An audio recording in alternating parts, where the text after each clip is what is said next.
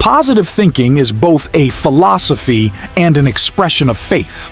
It teaches the cultivation of peace of mind, not as an escape from problems, but as a practical approach to creating a life that is personally and socially worthwhile. This way of life is wonderful. Though the road can be difficult, it is also full of hope, victory, and even joy. I sincerely hope you will take these principles to heart and discover for yourself how the power of positive thinking can truly change your life. The greatest secret for eliminating the inferiority complex, which is another term for profound self-doubt, is to fill your mind to the overflowing with faith. Develop a tremendous faith in God, and that will give you a humble yet soundly realistic faith in yourself. How do you acquire this dynamic faith? The answer begins with the study of the scriptures and the use of prayer, lots of prayer.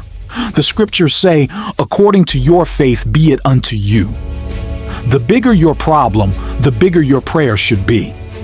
Drive your prayers deep into your doubts, into your fears and insecurities. Pray deep, big prayers that have plenty of strength, and you will come up with a powerful and vital faith. It is also helpful to go to a competent spiritual advisor, a minister, a priest, or a rabbi for instruction. The ability to make faith work for you is a skill, and like any skill, it must be studied and practiced to be perfected. A profound cure for self-doubt is the thought that you are not alone in this world, that Almighty God is actually with you, helping you, that He will be your companion, that He will stand by you, support you, and see you through every adversity. To practice this belief, simply affirm, God is with me, God is helping me, God is guiding me. Spend several minutes each day visualizing God's presence. Then practice believing that affirmation. Go about your business on the assumption that what you have affirmed and visualized is absolutely true. The release of power and confidence which this procedure stimulates will astonish you. Along with prayer and study of the scriptures, another very effective way to build self-confidence is by suggesting confidence concepts to yourself. If your mind is obsessed by thoughts of insecurity and inadequacy, it's because such thoughts have dominated your thinking over a long period of time. You must give your mind a different and more positive thought pattern, and that requires discipline. In the busy activities of daily existence, the repetition of positive ideas can help re-educate the mind and make of it a power-producing plant. It is possible, even in the midst of your daily work, to drive confident thoughts into your consciousness. I can share the method one man, a traveling salesman, discovered. He used to drive around all day with his mind full of fear and defeat, which reflected in his poor business performance. He hit upon a plan. He kept a pack of small cards with powerful scripture affirmations in his glove compartment. He clipped one to the instrument panel. It read, "If you have faith, nothing shall be impossible unto you." Another read, "If God be for us, who can be against us?" As he drove, he memorized and repeated these thoughts. He learned to think differently. The old insecurities vanished, replaced by thoughts of faith and courage.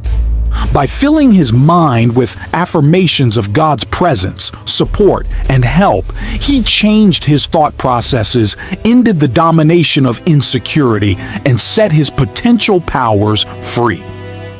Feelings of confidence depend upon the type of thoughts that habitually occupy your mind. If you constantly fix your attention upon dire events that might happen, you will constantly feel insecure. Even more seriously, there is a tendency to create by the power of thought the very condition you fear. But when you fill your mind with thoughts of faith, confidence, and security, you force out all thoughts of doubt and weakness. One man, for instance, went through the Bible and underlined every passage about courage and confidence, committing those lines to memory. He was, in effect, cramming his mind full of the healthiest, happiest, and most powerful thoughts in the world. After a few weeks, the change was remarkable. He went from almost complete defeat to an inspiring and confident personality. He regained confidence in himself and his own powers by a simple process of thought conditioning. Ralph Waldo Emerson declared a tremendous truth when he said, "They conquer who believe they can." He also said, "Do the thing you fear, and the death of fear is certain." Practice confidence and faith, and your fears and insecurities will soon have no power over you. From daily difficulties to large-scale problems, struggles tend to dissipate energy and leave you spent and discouraged. In such a state, your true inner power is often obscured, and it becomes easy to yield to setbacks by feeling hopeless. When you find yourself in such a state, it is important to reappraise your assets. A reasonable self-evaluation will convince you that things are not as hopeless as you think. For example, a 52-year-old man consulted me, despairing that everything he had built up was swept away. His chief trouble came from the dark shadows of hopelessness in his thinking, which distorted his outlook and hid his true powers. I suggested we list the values he had left.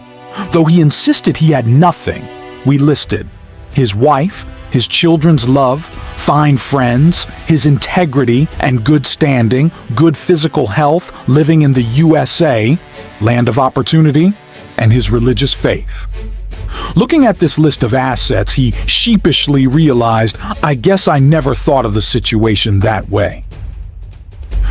Perhaps things aren't so bad at that. He regained the feeling of power and started over, but only when he changed his viewpoint, his mental attitude.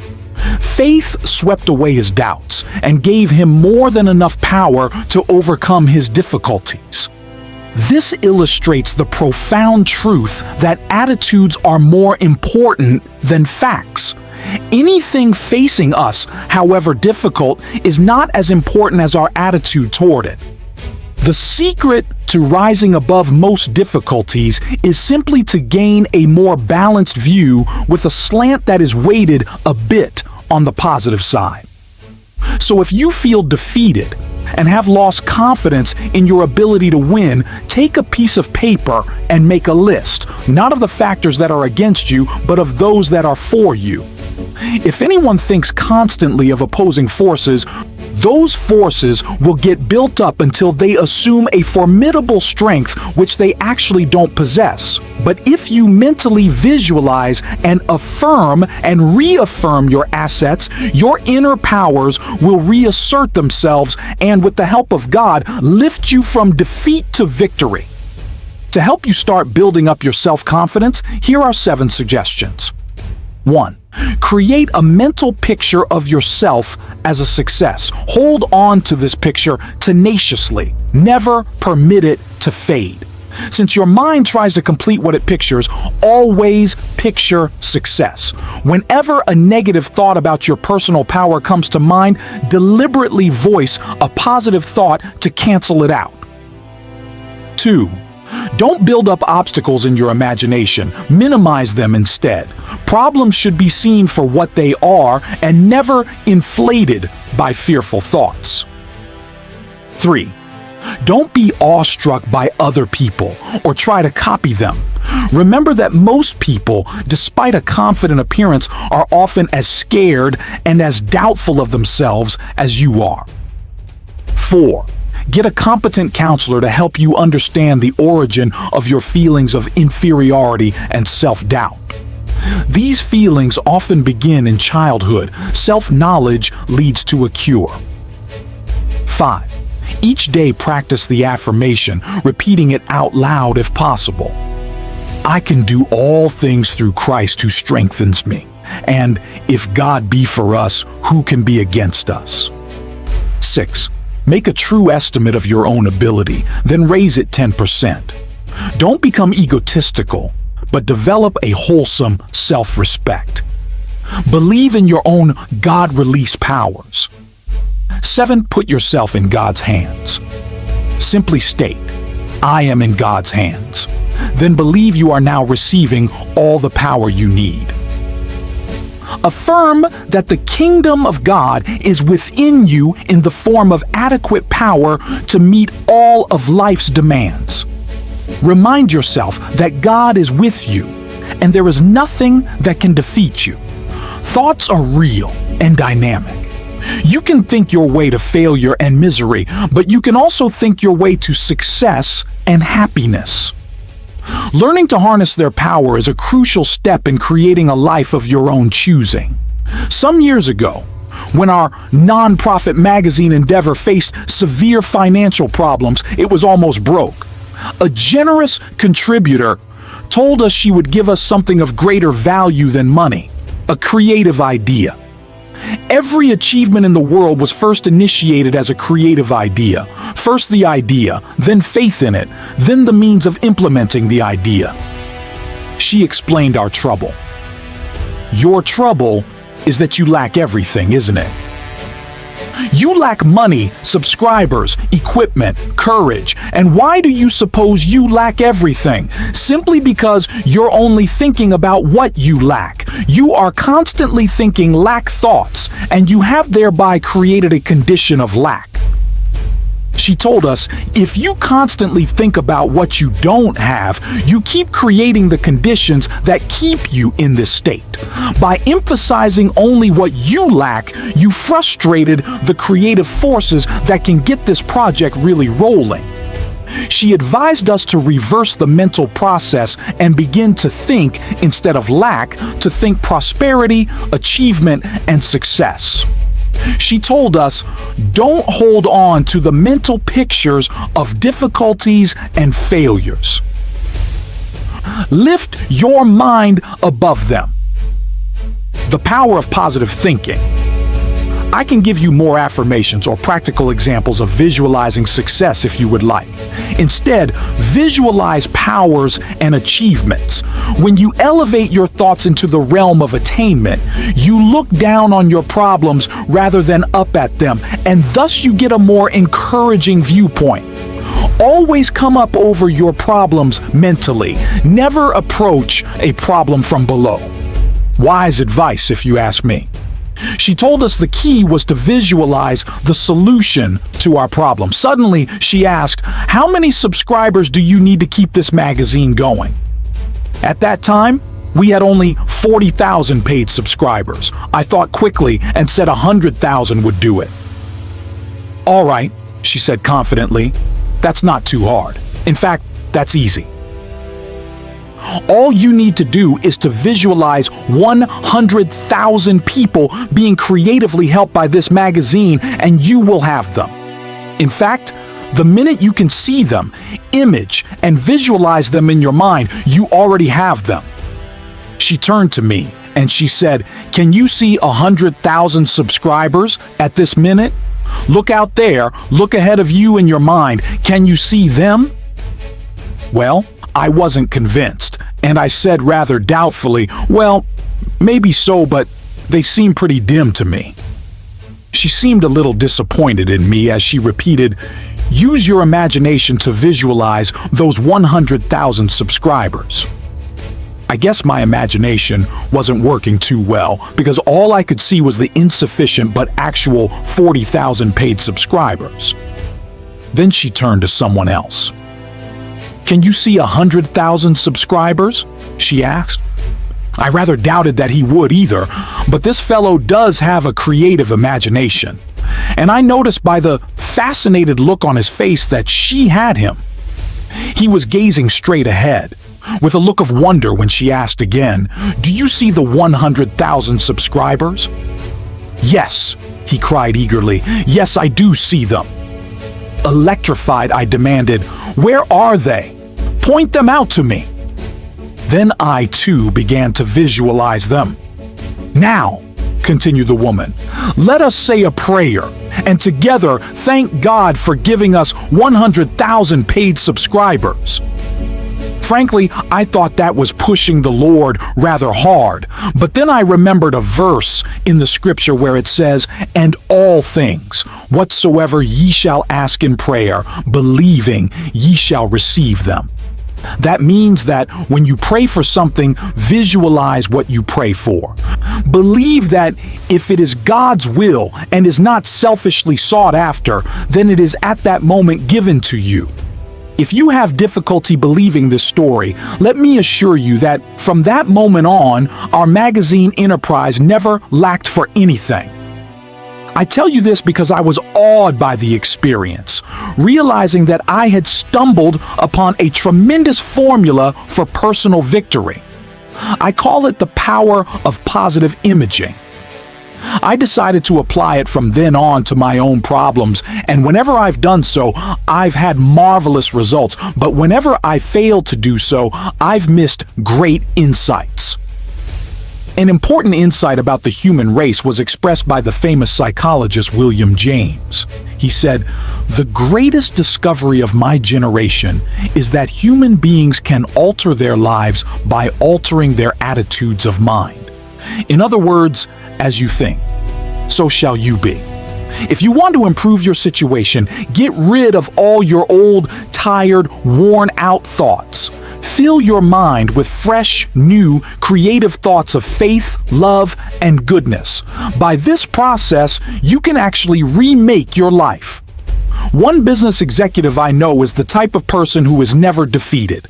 No problem, no setback, no obstacle ever gets him down.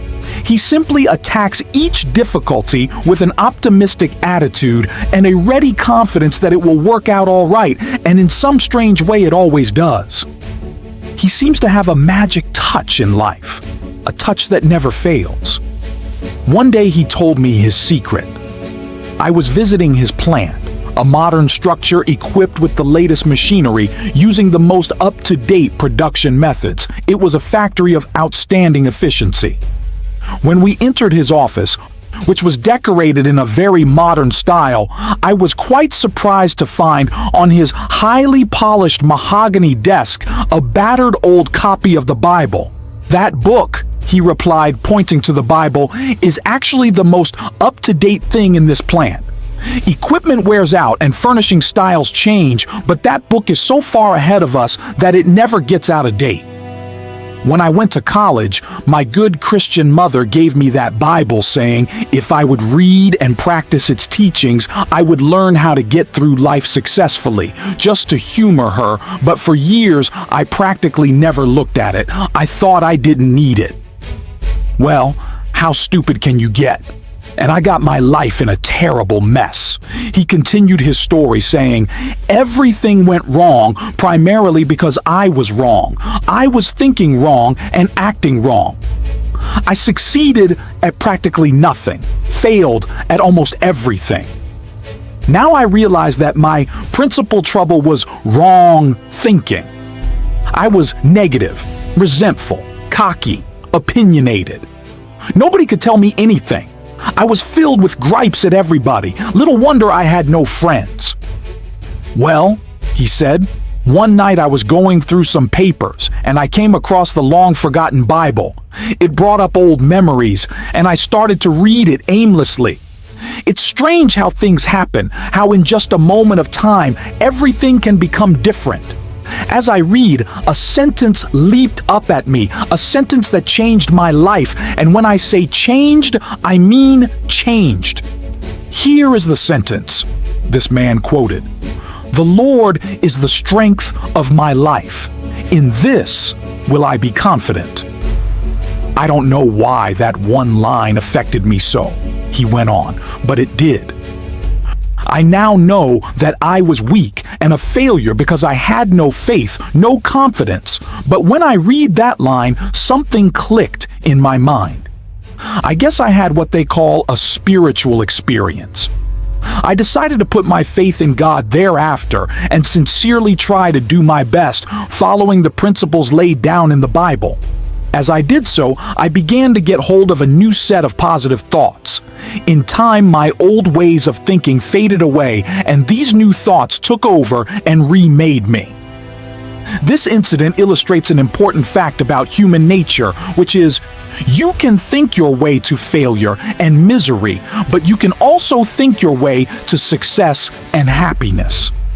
The world in which you live is not primarily determined by outward conditions and circumstances, but by the thoughts that habitually occupy your mind. As Emerson declared, a man is what he thinks about all day long. It has been said that thoughts are things, that they actually possess dynamic power. You can actually think yourself into or out of situations. You can make yourself ill with your thoughts, and by the same token, you can make yourself well by the use of a healing type of thought. Think positively, and you create an atmosphere that nurtures the development of positive outcomes. Potential positive ideas are working in your mind. By releasing and developing these ideas, you can solve your financial problem or your business situation or anything. The practical use of your creative positive thought pattern can remake your life and you along with it.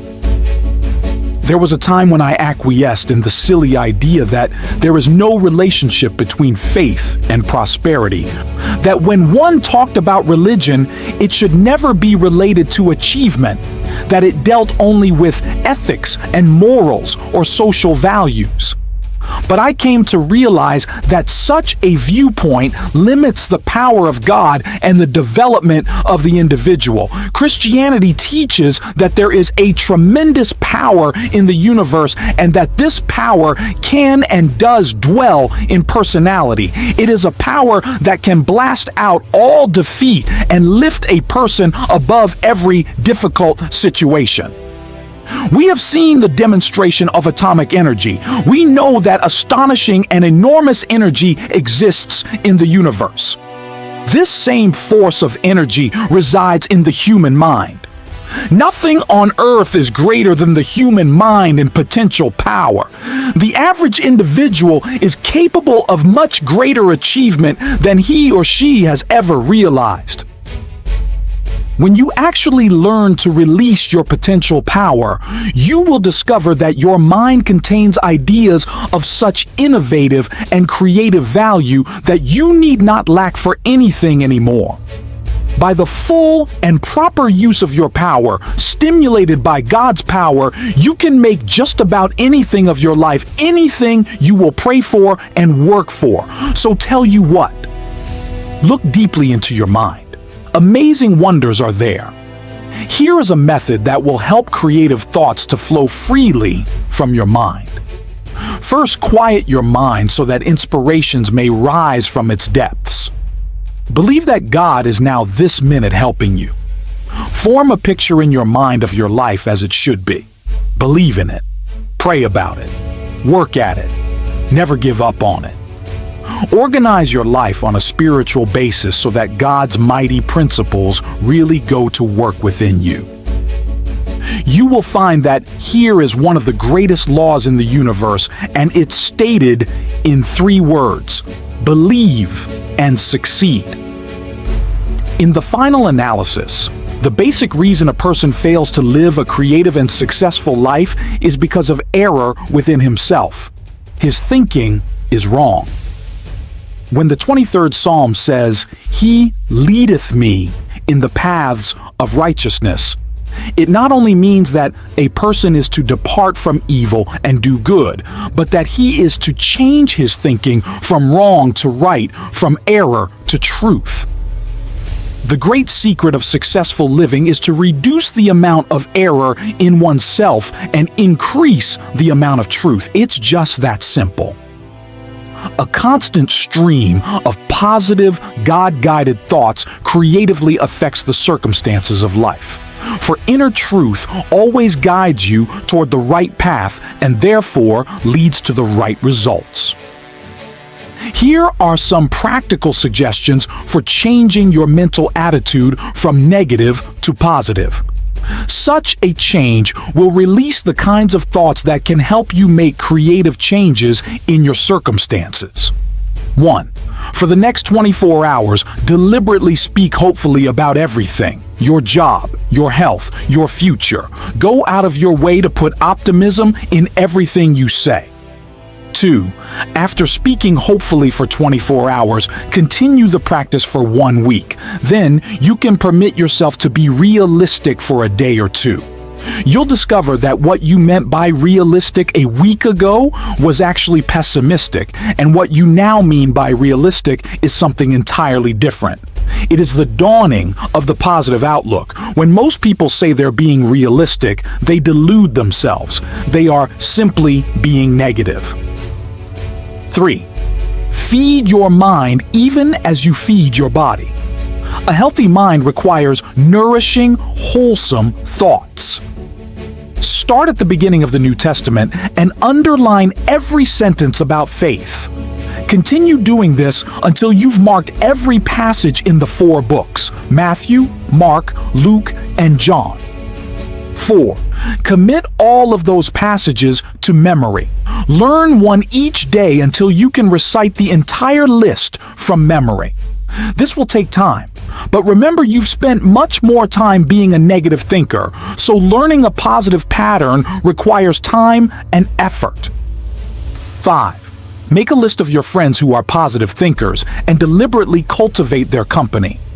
Don't abandon your negative friends, but get closer to those with a positive point of view until you've absorbed their spirit. 6. Try to avoid arguments, but whenever a negative attitude is expressed, counter with a positive and optimistic opinion. 7.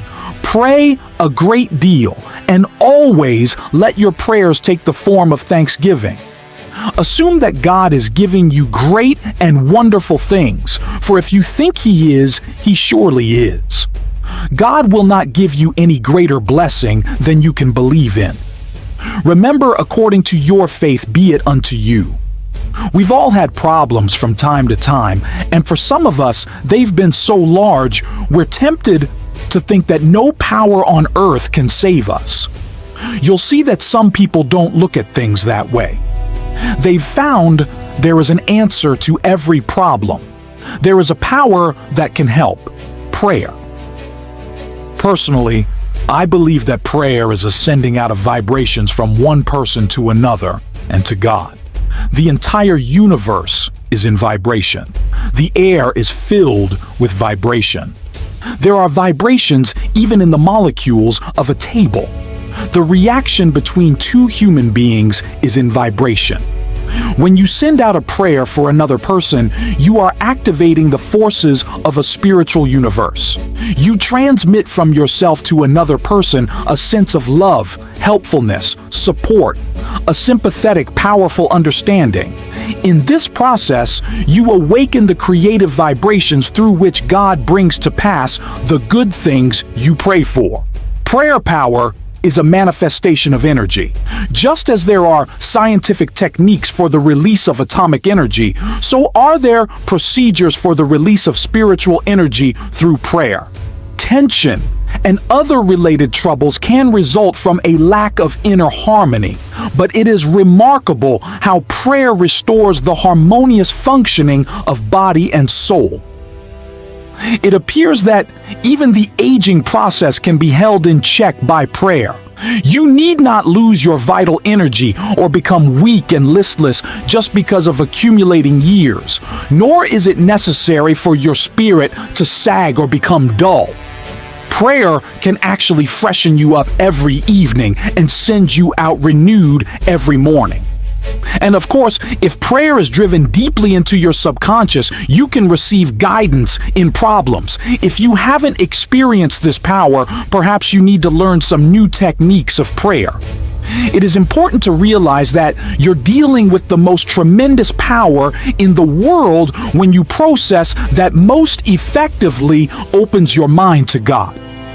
Any method which stimulates the flow of God's power into your mind is highly creative.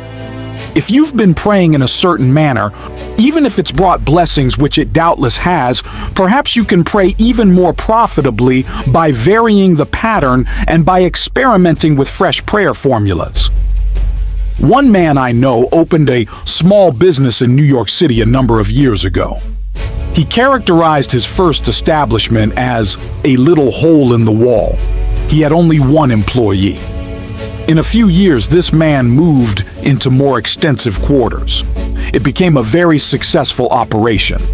As he described it, his method of business was to fill the little hole in the wall with optimistic prayers and positive thoughts. He declared that hard work, positive thinking, fair dealing, right treatment of people, and the proper kind of praying always gets results. This man, who certainly has a creative and innovative mind, worked out his own formula for solving his problems. It's a curious formula, but I have practiced it myself and I know it works. 1. Priorize. 2. To picturize. 3. Actualize. By priorize, he meant a daily system of creative prayer. When a problem arose, he talked it over with God very simply and directly. He didn't talk to God as to some vast and far-off shadowy being, but conceived of God as being with him, there in his office, in his home, on the street, in his car, always nearby as a partner and close associate. He took seriously the biblical injunction to pray without ceasing. He interpreted this to mean that he should go about the business of each day discussing with God in a natural manner the questions and decisions that had to be resolved. He filled his daily life full of prayer. That is to say, he lived by prayer. For example, he would say, "What will I do about this, Lord?" Or, "Give me a fresh insight on this, Heavenly Father." The presence of God finally came to dominate his conscience and ultimately his unconscious thinking. In effect, he priorized his daily life and business. His formula of creative prayer is to picturize.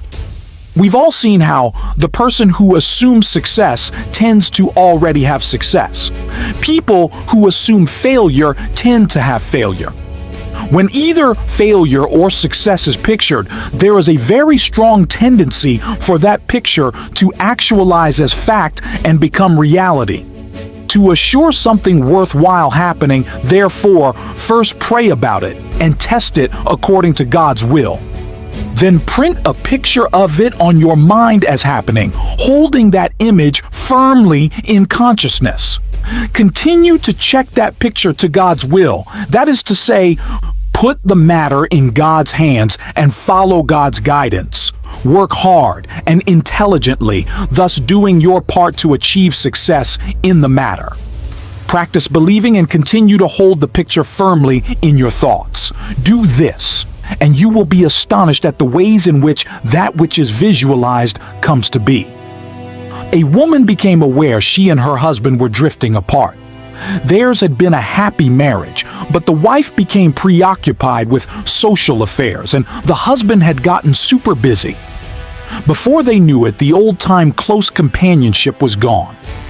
Then one day she discovered his interest in another woman. At this, she lost her head and became hysterical. When she consulted her minister, he listened to her tale and then turned the conversation to herself. She admitted that she had become self-centered, sharp-tongued, and nagging. She then confessed that she had never felt herself the equal of her husband. Her sense of inferiority had made her retreat, actually into antagonism. The minister suggested that she create an image of herself as capable and attractive. He whimsically told her that God runs a beauty parlor and that faith techniques could put beauty on a person's face and charm and ease in their manner. He gave her instruction in how to pray and how to spiritually picturize. He also advised her to hold a mental image of the goodness of her husband and of being once again in harmony and companionship with him. She was to hold this picture tenaciously with faith. Soon after this, her husband informed her that he wanted a divorce. She had conquered herself enough by now to receive this request with calmness. She replied that she was willing if he wanted it, but suggested they defer the decision for 90 days. If he still wanted a divorce at the end of this period, she would cooperate with him. Night after night, he went out. And night after night, she sat at home. But now, she pictured him as seated in his old chair. She painted an image of him there, comfortably reading, as in the old days. She visualized him puttering around the house, painting and fixing things as he used to do. She visualized the two of them playing golf together and taking hikes as they once did. She maintained this picture with steady faith. And one night, what do you know? There he actually sat in his old chair. She looked twice to be sure that it was the reality rather than the picturization. But perhaps a picturization is a reality. For at any rate, the actual man was actually there. After that night, he still went out occasionally, but more and more frequently he sat in his chair. Then he began to read to her, as in the old days. Finally, one sunny Saturday afternoon, he asked, "What do you say to a game of golf?" The days went by pleasantly until she realized that the 90th day had arrived. That evening she said quietly, "Bill, this is the 90th day." "What do you mean?" he asked, puzzled. "The 90th day. Why, don't you remember? We agreed to wait 90 days to settle that divorce matter, and this is the day." He looked at her for a moment, and then hidden behind his paper, he casually turned the page and said, "Don't be silly, I couldn't possibly get along without you. Where did you get the idea I would ever leave?" It says, "The kingdom of God is within you. It is informing us that God has provided us with all the potential abilities we need. It is up to us to tap and develop those powers." A man I know is the chief of 4 executives in a successful company. At regular intervals, these men have idea sessions. The purpose of these meetings is to tap all the creative ideas lurking in the minds of any of the 4. For this session, they use a room without telephones, buzzers, or other usual office equipment. Before starting the session, the group spends 10 minutes in silent prayer and meditation. They conceive of God as creatively at work in their minds. Each prays and meditates silently in his own way. Following the quiet period, all start talking, pouring out ideas that have come to their minds. Memos of the ideas are written on cards and thrown on the table. No one is permitted to criticize any idea at this point, for they believe that argument can stop the flow of creative thought. The cards are gathered up to be evaluated at a later session, which follows this idea-tapping session where thinking is stimulated by prayer power. As one of the executives explained, we've come up with insights that not only show on our bottom line, but which have given us a new feeling of confidence beyond that. A deeper feeling of fellowship among the 4 of us has grown, and this has spread to others as well. Alert people everywhere are finding that by trying prayer power, they feel better, work better, sleep better, are better. A young woman came to me a while ago and admitted that she was filled with hate, jealousy, and resentment. She was also very apprehensive, always worrying about her children, that they would be sick or get into an accident or fail in school or something. Her life was an unhappy mixture of fear and worry. I told her that the practice of creative prayer could change her life. I suggested that she pray every day at the time that children were coming home from school and make her prayers an affirmation of God's protective care. Doubtful at first, she became a most enthusiastic practitioner of prayer. Here's what she wrote to me. "My greatest progress dates from the time you told me that every day is a good day if you pray. I began to put into practice the idea of affirming that this would be a good day the minute I woke up in the morning, and I can positively say that I haven't had a bad or upsetting day since that time. The amazing thing is that my days actually haven't been any smoother or any more free from petty annoyances than they ever were, but they just don't seem to have the power to upset me anymore. Every night I begin my prayers by listing all the things for which I am grateful, little things that added to the joy of the day. I know that this habit has geared my mind to pick out the nice things and forget the unpleasant ones. The fact that for 6 weeks I have not had a single bad day and have refused to get downhearted with anyone is really quite wonderful. People find tremendous power each day through prayer. Here are 10 suggestions for achieving effective results from your prayers. 1. Set aside a few minutes each day. Do not say anything. Simply practice thinking about God. This will make your mind spiritually receptive. 2. Pray out loud using simple, natural words. Tell God anything that's on your mind. Talk to God in your own language. 3. Pray as you go about the business of the day, on the subway or bus, or at your desk. Begin by closing your eyes to shut out the world and concentrate briefly on God's presence. 4. Don't always ask for something when you pray, but instead affirm that God's blessings are being given and spend most of your prayers offering thanks. 5. Pray with the belief that sincere prayers can reach out and surround your loved ones with God's love and protection. 6. Never use a negative thought in prayer. Only positive thoughts get results. 7. Always express willingness to accept God's will. Ask for what you want, but be open to take what God gives you. It may be better than what you ask for.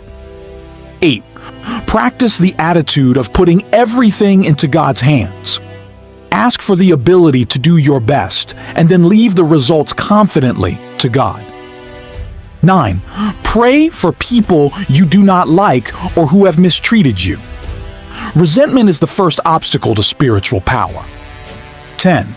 Make a list of people for whom to pray. The more you pray for others, especially those not connected with you, the more the good results of prayer will come back to you. Some people, it seems, always have an extra dash of energy for just about any task they want to undertake. What's the secret? How do they do it? In this lesson entitled, Tune into the Infinite, Dr. Peel talks about the source of all energy and how to tap into its boundless power. A Major League Baseball pitcher once played a long game when the temperature was over 100 degrees. He lost several pounds as a result of the afternoon's exertion, and at one stage of the game, his energy was severely depleted. But this man had a unique method for restoring energy.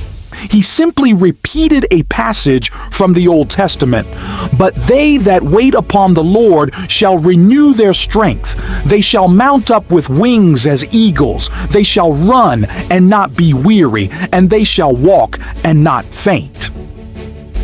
The pitcher completed the game with energy to spare. He explained the technique by saying, "I sent a powerful, energy-producing thought through my mind."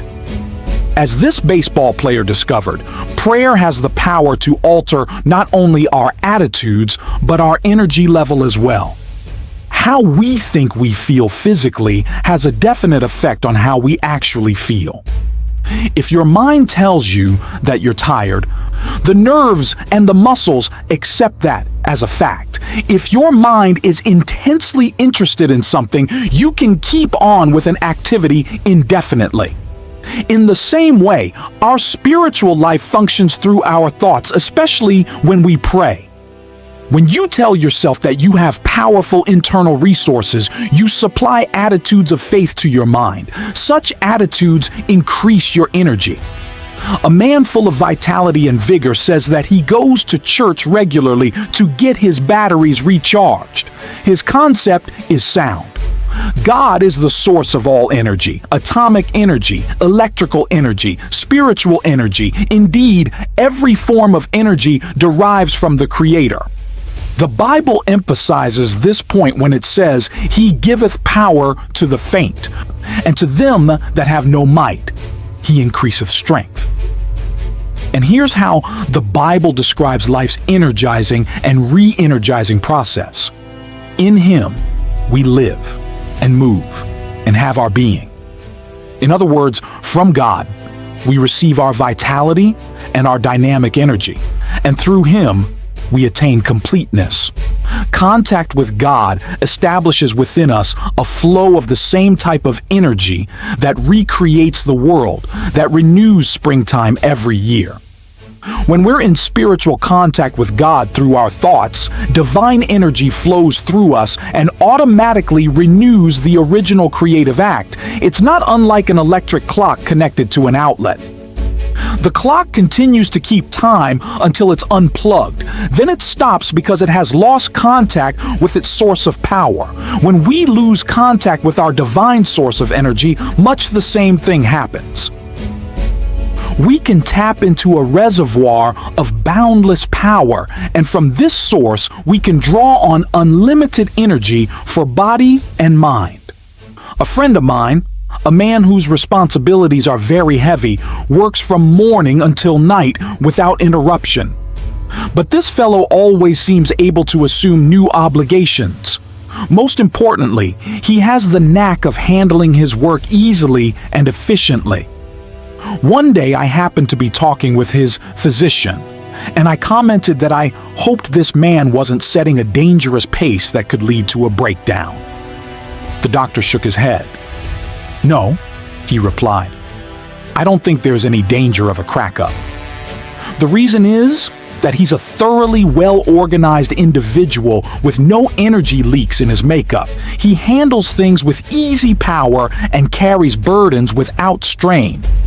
He never wastes an ounce of energy. Every effort is applied with maximum force."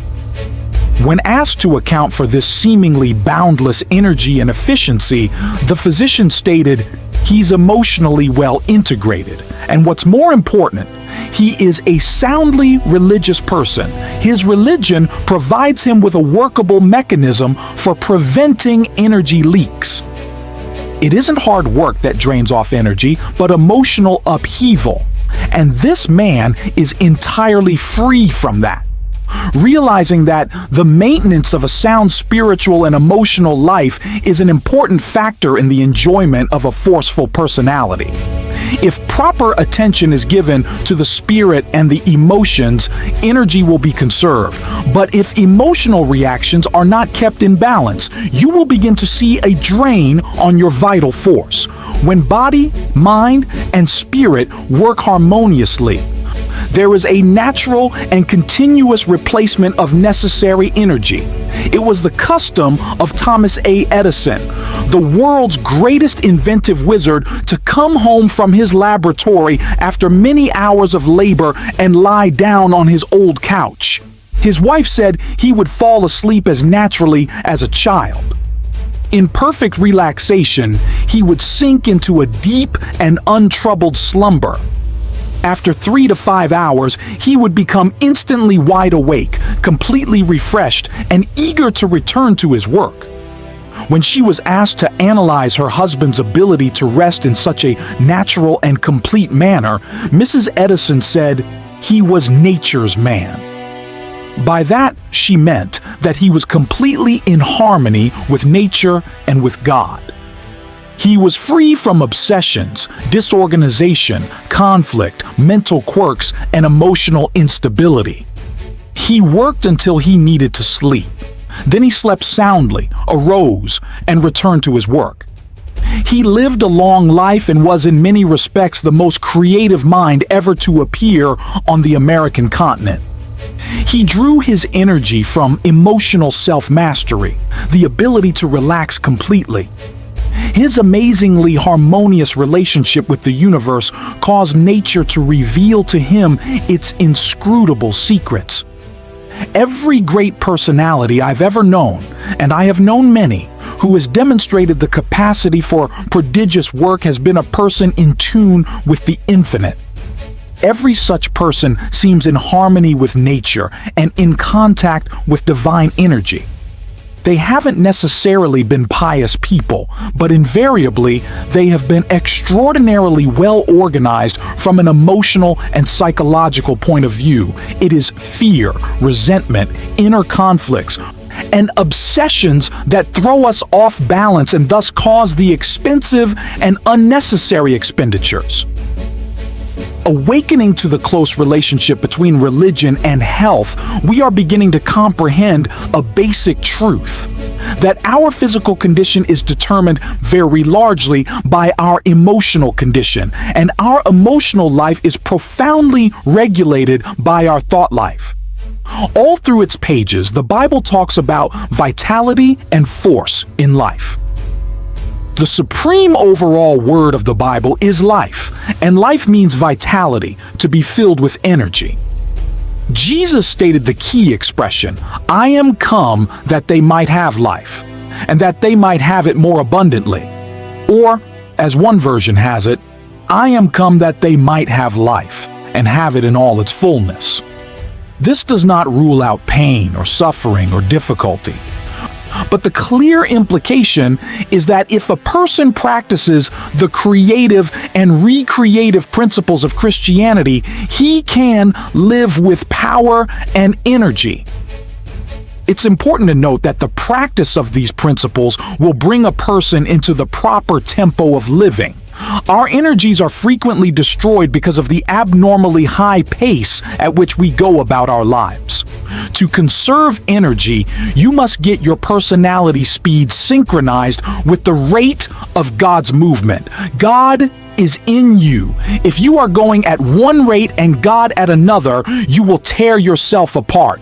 Though the mills of God grind slowly, yet they grind exceedingly small. The mills of most of us grind very rapidly, and so they grind poorly. When we become attuned to God's rhythm, we develop a normal tempo within ourselves, and energy flows freely.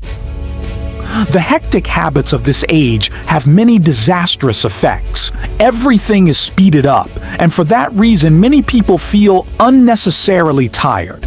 The solution is to get into the time synchronization of Almighty God. One way to do this is by going out some warm day and lying down on the earth. Get your ear close down to the ground and listen. You will hear all manner of sounds. You will hear the movement of the spheres, the wind in the trees, and the murmur of insects. You will discover presently that there is in all these sounds a well-regulated tempo. You cannot get that tempo by listening to traffic in the city streets, for it is lost in the confusion of sound. You can get it in church where you hear the Word of God and the great hymns. Truth vibrates to God's tempo in a church, but you can also find it in a factory if you have a mind to. To get yourself in tune with the rhythm of God, first allow yourself to relax physically. Then conceive of your mind as also relaxing. Then visualize the soul as becoming quiescent and pray as follows. Dear God, you are the source of all energy. You are the source of energy in the sun, in the atom, in all flesh, in the bloodstream, in the mind. I hereby draw energy from you as from an unlimited source. Then practice believing that you do receive energy. Keep in tune. Of course, many people simply feel tired because they aren't interested in anything. Nothing ever moves them deeply. To some people, it makes no difference what's going on or how things go. Their personal concerns are more important than all crises in human history. Nothing makes any real difference to them except their own little worries, desires, and hates. They wear themselves out by stewing about a lot of inconsequential things that amount to nothing. The surest way not to become tired is to lose yourself in something in which you have a profound conviction. A famous statesman finished his 7th speech of the day and still had energy to spare. I asked him why he wasn't tired, and he said, "I believe absolutely in everything I said in those speeches. I'm enthusiastic about my convictions, and that's the secret."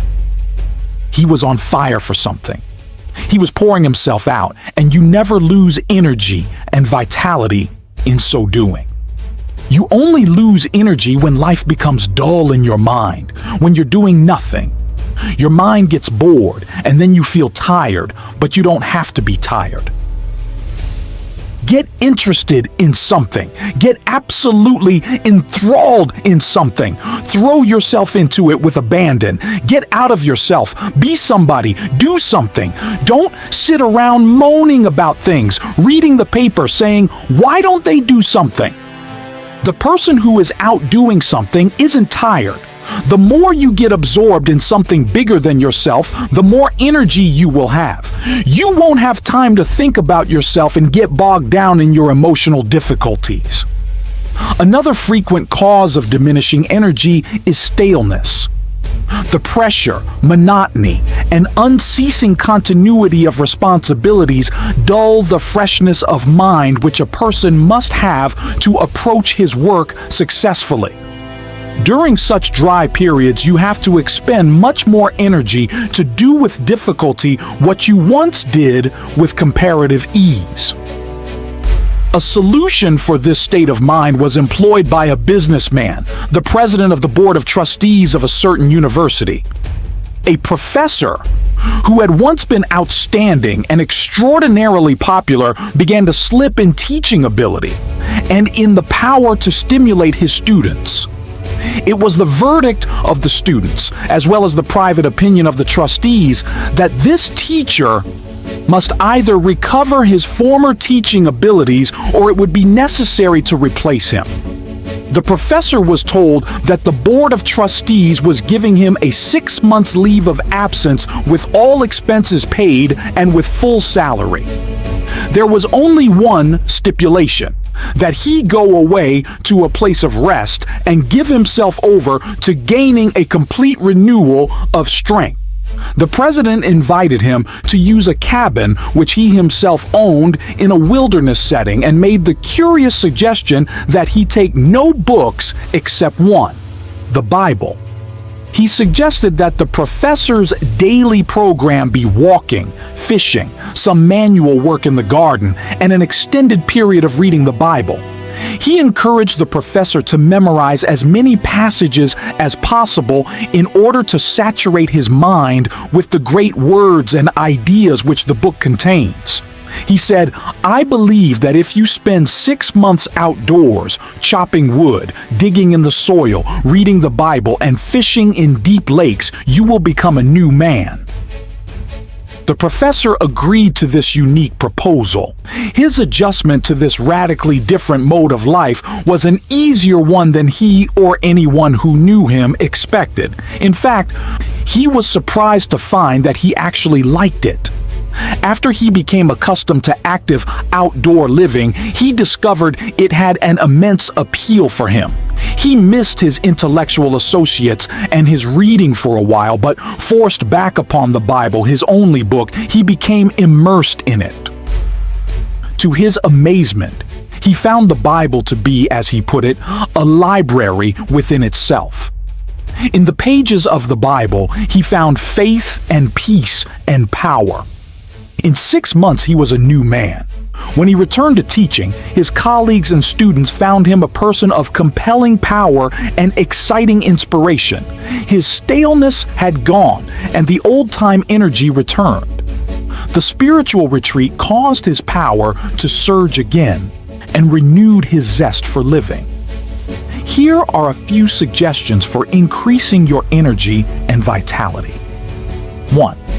Remember how you think you feel physically has a definite effect on how you actually feel. Tell yourself frequently that you have powerful internal resources. 2.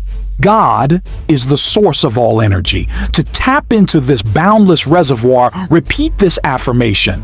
He giveth power to the faint, and to them that have no might, he increases strength. 3. Try to stay in harmony with nature and in contact with divine energy. People who are free of fear, resentment, inner conflicts, and obsessions have an abundance of energy because they don't waste their precious emotional resources. 4.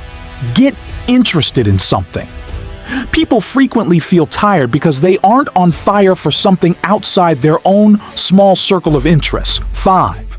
Rejuvenate your spirit by taking yourself away from daily routines. Take along a Bible as your companion. In a chaotic world, a sense of inner harmony is increasingly difficult to achieve, and yet tranquility is essential to both physical and emotional well-being.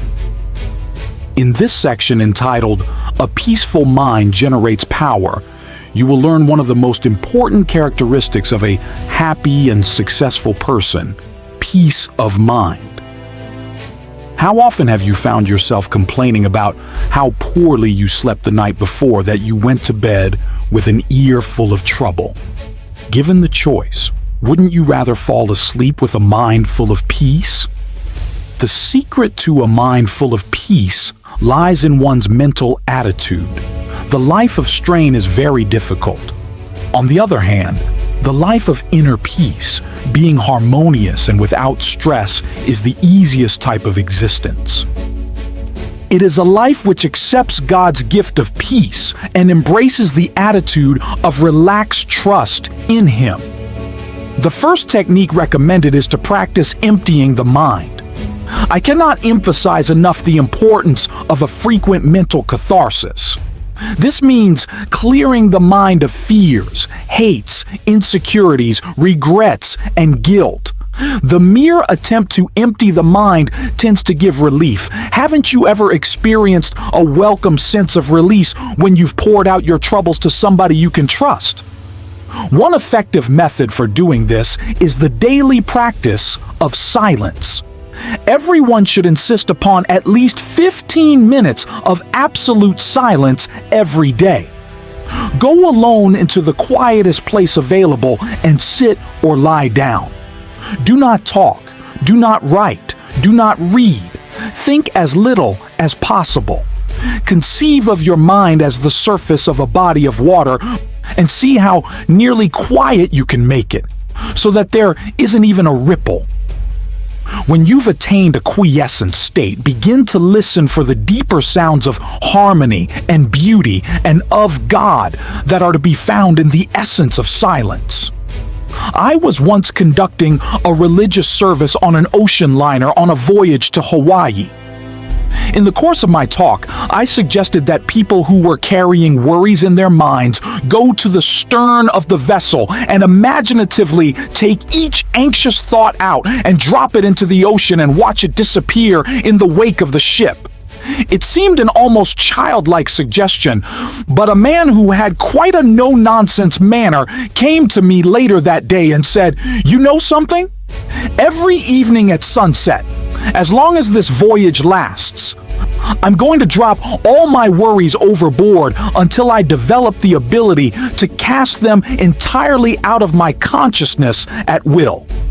Every day I shall watch them disappear in the great ocean of time." Doesn't the Bible say something about forgetting those things that are behind? Of course, just emptying the mind is not enough to prevent those old, unhappy thoughts from sneaking in again. You must refill the mind immediately with creative and healthy thoughts. These happy thoughts will stand guard when the old fears, hates, and worries that used to haunt you try to edge back in again. At intervals during the day, practice thinking a carefully selected series of peaceful thoughts. Let mental pictures of the most peaceful scenes you have ever witnessed pass across your mind. For example, You might see a beautiful valley filled with the hush of evening time as the shadows lengthen and the sun sinks to rest. Or you could recall the silvery light of the moon falling upon rippling waters, or the sea washing gently upon soft shores of sand. Serene images like these will work upon your mind as a healing medicine. You might also practice the techniques of repeating beautiful words out loud. Words have profound suggestive power, and there is healing in the very saying of them. Utter a series of panicky words, and your mind will immediately go into a mild state of nervousness. You will perhaps feel a sinking in the pit of your stomach that soon affects your entire body. If, on the other hand, you speak peaceful, quieting words, your mind will react in a peaceful manner. Use such words as, for example, tranquility. Repeat the word slowly several times. Tranquility is one of the most beautiful and melodic of all English words, and the mere saying of it tends to induce a tranquil state. It is also helpful to use lines from poetry. When peaceful quotations are dropped in the subconscious, they lubricate the mind with peace. Here is one from a 16th century mystic. Let nothing disturb you, let nothing frighten you. Everything passes away except God alone. The Bible verses have a particularly strong therapeutic value. Drop them into the mind, allowing them to dissolve in consciousness, and they will spread a healing balm over your entire being.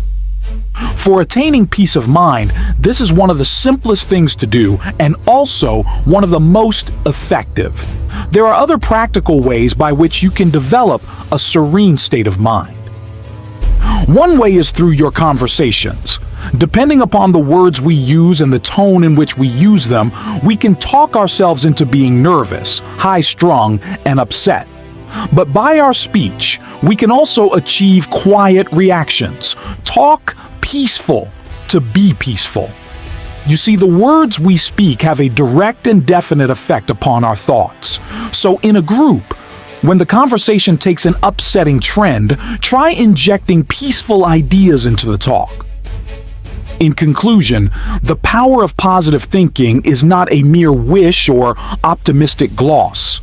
It is a profound spiritual discipline and a practical method for channeling divine energy into your daily life. By cultivating faith through prayer, committing to positive thought conditioning, and intentionally seeking peace and harmony, you align yourself with the boundless creative force of the universe. This alignment replenishes your energy, frees you from the tyranny of negative emotions, and allows you to face the world with confidence and vitality. The great secret remains to empty your mind of fear and fill it with faith, picturing success and thanking God for the good that is already yours. Embrace these principles and discover the extraordinary life that is waiting to be actualized through your renewed attitude of mind.